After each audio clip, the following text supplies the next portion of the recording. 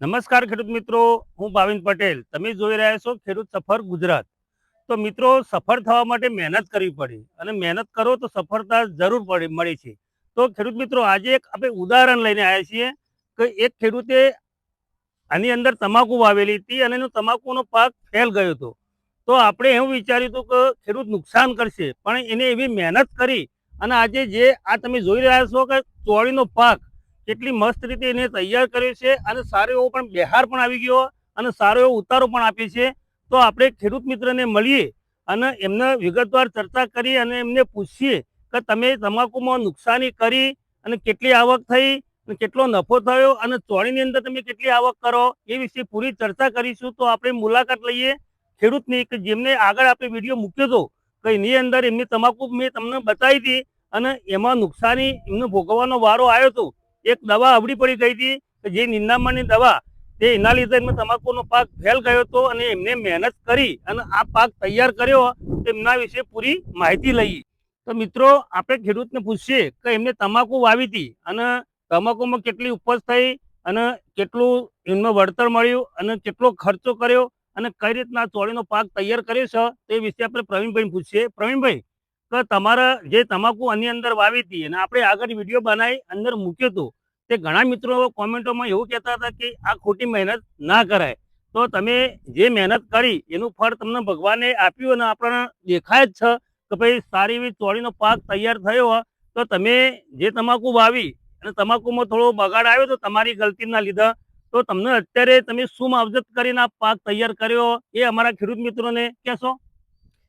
જો ભાવિનભાઈ, મારું નામ પ્રવીણભાઈ પટેલ, માધુપુરા ગામ. હા, બરોબર. મેં અમો તમાકુ આવેલી, હમ, તે તમાકુમાં મેં ખોટી દવા નાખી દીધી, હમ, એના લીધે મારો પાક બગડી ગયો. હમ, બરોબર. પછી મેં વિચાર કર્યું હા, કે સાલું ખેતર પડી મેલે તો મેળ પડે નહીં, એટલે મેં હતી ને તેમાં ચોળી ગાળી દીધી હમ, અને ચોળી હાલ તમે જોવો જ છો હમ. તૈયાર થઈ જઈ. તો મિત્રો, તમે આ જોઈ શકો કે એમની ચોળી કેટલી સુંદર અને ઉતારો પણ આપવા માંડી. તો પ્રવીણભાઈ પૂછશે કે તમને તમાકુમાં કેટલી તમાકુ થઈ આ 1.25 વીઘાના ખેતરની અંદરથી? 12,200 ની થઈ. એટલે મિનિમમ તમારા ખર્ચા જેવું નીકળ્યું. તો મિત્રો, આપણે એમને તમાકુ વીક હતી તો આપણે આતર પાક તરીકે એમને એવું કરી દીધું કે તમાકુ વીક છે. તો એમને તમાકુ તો એમને એમ ઊભી જ રાખી હતી અને અંદર ચોળી પૂંખી દીધી હતી તમે કે દરેડી દીધી હતી? કઈ રીતના વાવી હતી તમે? દરેડીને વાવી હતી? દાણા ચોપી જ દીધા હતા. અમને એક એક દાણો ચોપીને એમને ચોળી કરી તમે એટલી મસ્ત એમને ચોળી ચોપીએ ને તમને લાગે ને ખેતરમાં આવીને ઉભા હોય ને કે આ પ્રવીણભાઈને મહેનત દાદ આપવી જોઈએ કે આવા ખેડૂતો આપણા હોય તો કોઈ દિવસ ખેતીમાં નુકસાન કરતા નથી. આપણા માટે એક પ્રેરણાદાયક છે કે જે પ્રવીણભાઈ આપણને કરીને બતાવ્યું કે જો પાક નિષ્ફળ જતો હોય તો ઘણા ખેડૂતો શું કરતા હોય, ખેડી દેતા હોય કે ભાઈ પાક નુકસાન આવી ગયો, આમ થઈ ગયું, તેમ થઈ ગયું અને આપણે નુકસાની ભોગવવાનો વારો આવી જતો હોય. તો પ્રવીણભાઈ, આ તમે ચોળી વાવી એના પાછળ જે તમાકુ તમે 12,000 ની થઈ 1.25 વીઘાની અંદર, એટલે તમારો ઓલરેડી ખર્ચો નીકળી ગયો અને તમાકુ ઊભી હતી એની અંદર અત્યારે તમાકુ તમે વેચી બી દીધી અને તમાકુના શું ભાવ આવ્યા? તમને શું મળ્યા? 1,400 રૂપિયા. તો એમનો ભાવ બી થોડો ઓછો જ મળ્યો કે 1,400 રૂપિયા. એટલે તમાકુ થોડી નાની નાની હતી ને કોઈ વિકાસ થયો નતો અને પત્તાનો દળ થયું નતું, એટલે એમને 1,400 રૂપિયાના ભાવે વેચાણ કર્યું. તો પ્રવીણભાઈ, તમે આ ચોળીની માવજત કઈ રીતના કરી?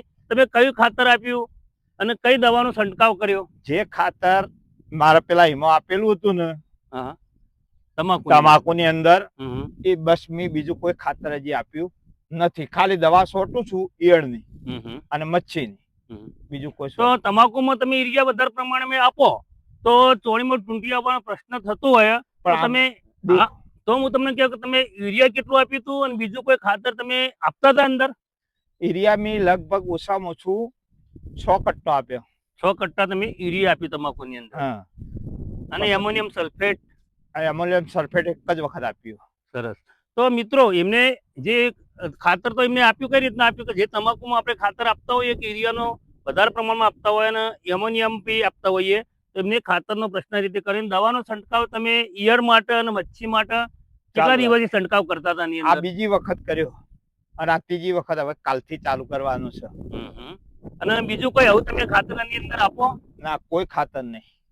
તો સરસ. તો આ જે તમાકુ તમને 4 મહિના કે 3 મહિના તમાકુ વાવી થઈ ગયા અને એના પછી જયારે તમારો બગાડ થઈ ગયો હતો કે કેટલા દિવસ પછી આપણે આ ચોળીનું વાવેતર કર્યું. તો મારી ગણતરી પ્રમાણે તો જ્યારે આપણે વિડીયો બનાવ્યો એટલે તમારે 2-2.5 મહિનાની તમાકુ થઈ ગઈ થઈ ગઈ. અને તમને લાગ્યું કે ભાઈ તમાકુમાં કઈ મજા આવે એવું નહીં. નથી.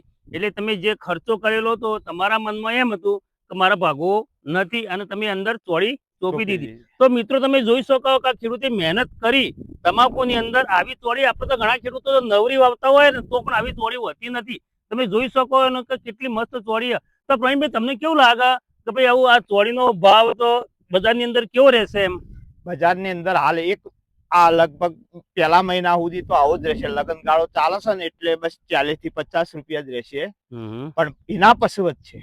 તો તમે ગઈ સાલે ચોળી વાવી હતી એમાં તમને તમે ચોમાસામાં ચોળી વાવેલી હતી એનો ભાવ બી સારો મળતો હતો અને 100 રૂપિયા આજુબાજુ 80-100 રૂપિયા 120 ના ભાવે જતી. તો આ વખતે પણ તમને ભાવ સારો એવો મળશે એવી અમે તો ભગવાન પાસે પ્રાર્થના કરીએ. તમારા બી સારી આવક થાય એવું અમને લાગે. તો તમે તમારો અનુભવ વિશે અમારા ખેડૂત મિત્રોને કઈ કહેશો કે ભાઈ જો પાક નુકસાન આવે, કોઈ બી ગલતી થાય, ઘણી વધી આવે, તુફાન આવે, ભાવ બી ના મળે તો ડરાય નહીં. એ વિશે અમારા ખેડૂત મિત્રોને થોડી મજબૂતાઈ આપો તો જેથી અમારા ખેડૂત મિત્રોને પણ સારી એવી ખેતી કરી શકે.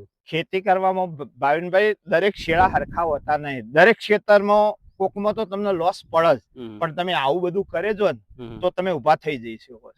તો તમારે આજે 1.25 વીઘાની અંદર ટોટલ ખર્ચો કેટલો આવ્યો અને કેટલી આવક થશે એ પ્રમાણે અંદાજ પ્રમાણે અમારા ખેડૂત મિત્રોને કહેશો કે ભાઈ મારા 1.25 વીઘો છે. આ 1.25 વીઘો છે, તમે ચોળી જો જુઓ જ છો.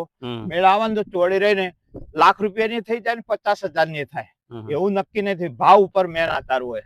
તો એ તો બરાબર જ છે કે ખેડૂતનું કેવું છે કે સારો એવો ભાવ મળે તો 1.25 વીઘાની ચોળી એટલી સુંદર લાગે ને લાખ લાખ રૂપિયાની થાય, 1.25 લાખની થાય ને સારો ભાવ મળે તો 1.5 લાખની પણ થાય અને ભાવ ઓછો મળે તો 50,000ની પણ થાય. પણ તમને આમ સંતોષ થયો કે ના જે મેં મહેનત કરી એ પ્રમાણે પાક સારો દેખાય છે. તો ખેડૂત મિત્રો તમે પણ આ રીતે ખેતી કરો ને કઈ ગલતીથી કોઈ ખોટું થઈ જતું હોય તો જે આ પ્રવીણભાઈ આપણને કર્યું અને એમની જે રીતે આપણને બતાવ્યું કે ભાઈ નુકસાની આવતી હોય છતાં પણ આપણે મહેનત કરીએ તો સફળતા જરૂર મળે એ વાક્ય ઉપર એમને ધ્યાન દોરી અને મહેનત ચાલુ રાખી અને સારી આવક મેળવતા થઈ ગયા છે. તો ખેડૂત મિત્રો અમારો આ વિડીયો તમને ગમ્યો હોય તો બીજા ખેડૂતો સુધી પણ પહોંચાડજો અને શેર ને સબસ્ક્રાઈબ ને લાઈક તો અવશ્ય કરજો. જય જવાન જય કિસાન.